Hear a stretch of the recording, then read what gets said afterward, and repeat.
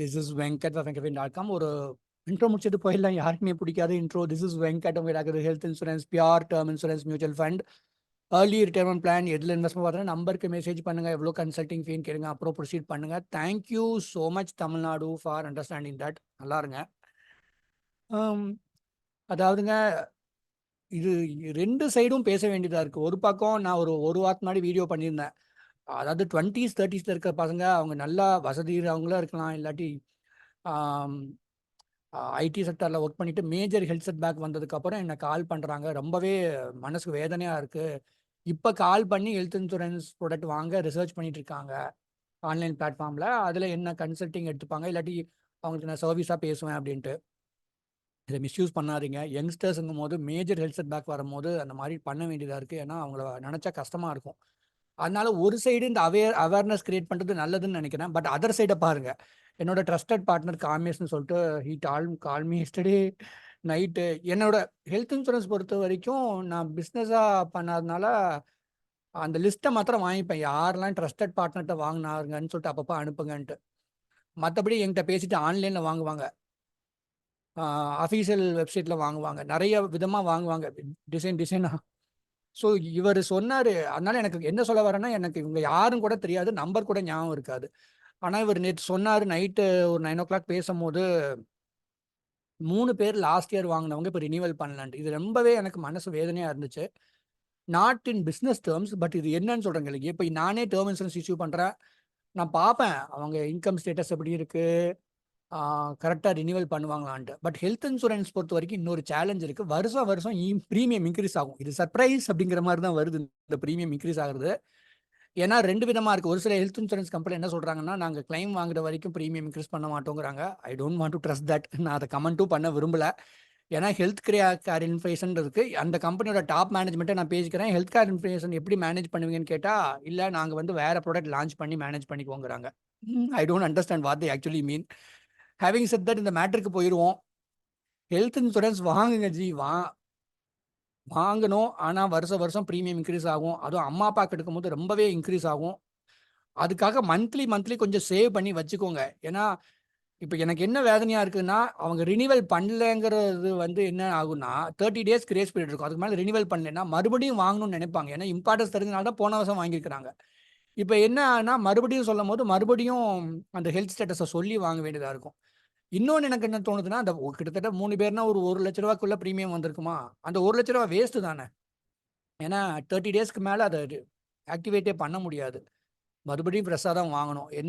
என் மூலியமா term plan வாங்குறவங்க, investment பண்ணுறவங்க மட்டும்தான் வாழ்க்கையில் நான் சாகிற வரைக்கும் சப்போர்ட் பண்ணணும். அதை தான் டிஸ்க்ளைமரில் போட்டிருக்கிறேன். ரேண்டமாக கால் பண்ணாதீங்க.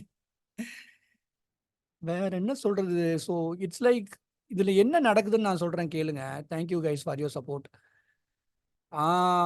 அதாவது எவ்வளோ ஆன்லைன் பிளாட்ஃபார்ம் மாதிரி வரலாம், பட் இருந்தாலும் Tamil connects me and people, அவ்வளோதான். வேற என்ன சொல்கிறது.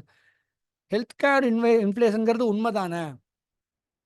ஒரு கேட்ராக்ட் சர்ஜரி 20 years முன்னாடி எவ்வளோக்கு பண்ணாங்க, இப்போ எவ்வளோக்கு பண்ணுறாங்கன்னு இருக்கு.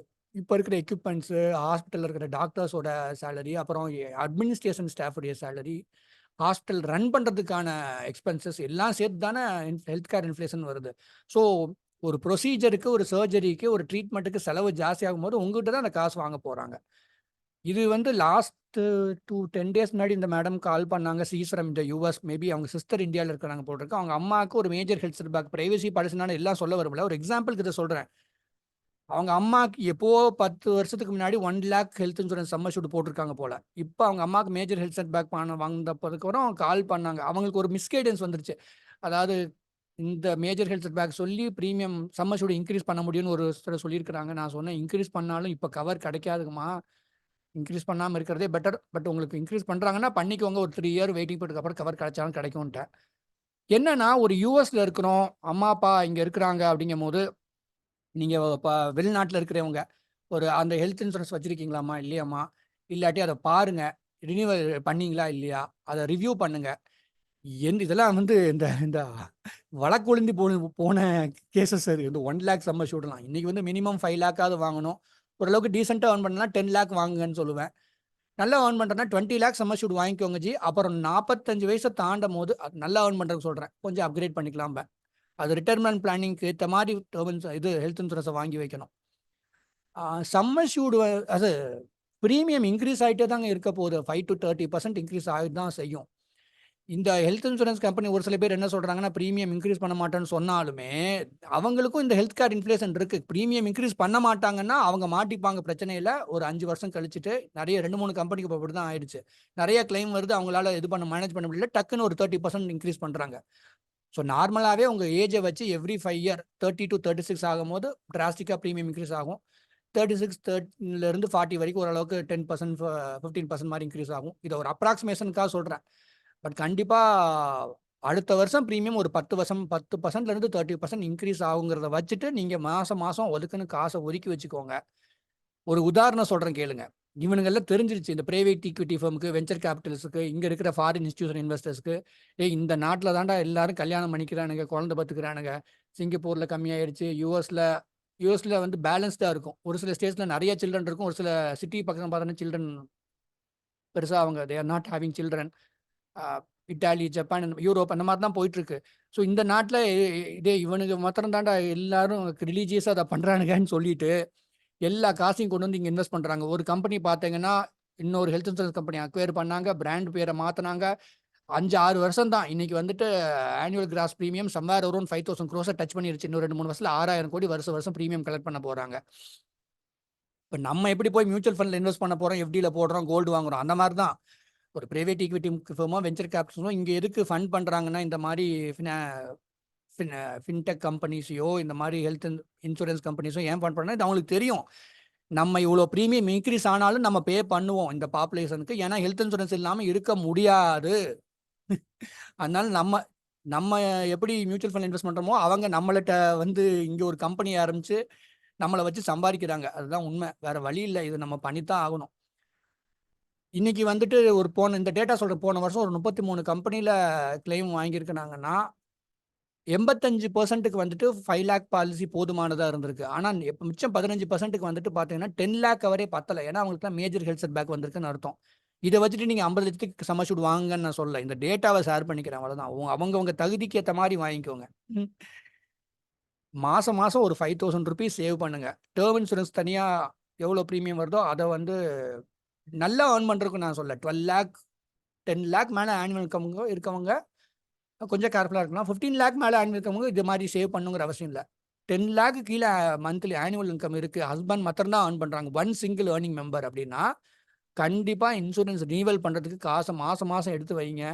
என்னோட கிளைண்ட் ஹீஸ் இந்த ஐடி செக்டார் ரொம்ப ரெகுலர் தான் இப்போ மியூச்சுவல் ஃபண்ட் பண்றாரு. I use to think in is mind is so much of trust on me. அவரே வந்து அடுத்த வருஷம் டேர்ம் இன்சூரன்ஸ் பிரீமியம் 66,000 சம்திங் எனக்கு ஞாபகம் இருக்கு வருது. அதனால மாசம் மாசம் 5,000 எஸ்ஐபி பண்றாரு. நான் ஒரு சேஃபான ஃபண்டை சூஸ் பண்ணிக்கிட்டேன் நான். ரொம்ப நெகட்டிவ்ல போயிடக்கூடாதுன்னு சொல்லிட்டு. மியூச்சுவல் ஃபண்டில் தான் போடணுன்ட்டு இல்லை, அது உங்கள் விருப்பம். நீங்க வந்து மாசம் மாசம் எடுத்து வைங்க. ஏன்னா எனக்கு என்ன வருத்தமா இருக்குன்னா, நான் ரொம்ப விரும்பி பண்றது அடுத்த விளம்பரத்தை முடிச்சிடுவோம். நான் ரொம்ப விரும்பி பண்ணுறது டேர்ம் இன்சூரன்ஸ் கன்சல்டிங் தாங்க. Health insurance you will have 3 layer of support. ஆன்லைனில் போய் டொக்கு டொக்குன்னு வாங்குறது வேற, பார்த்துட்டு நான் ஒரு செஷன் வைப்பேன். அதுக்கப்புறம் எங்கிட்டே வாங்குறதுனா இன்னொரு தடவை பேச சொல்லுவேன். அப்புறம் 3rd டைம் பேச சொல்லுவேன். 1 week 10 days or 1 month time எடுத்துட்டு பண்ணுங்கம்பேன். You think if you love slow buying you have to choose me, அவ்வளோதான். ஸ்லோ பையிங் என்னன்னா பொறுமையாக பார்த்து யோசிச்சு வாங்குறது.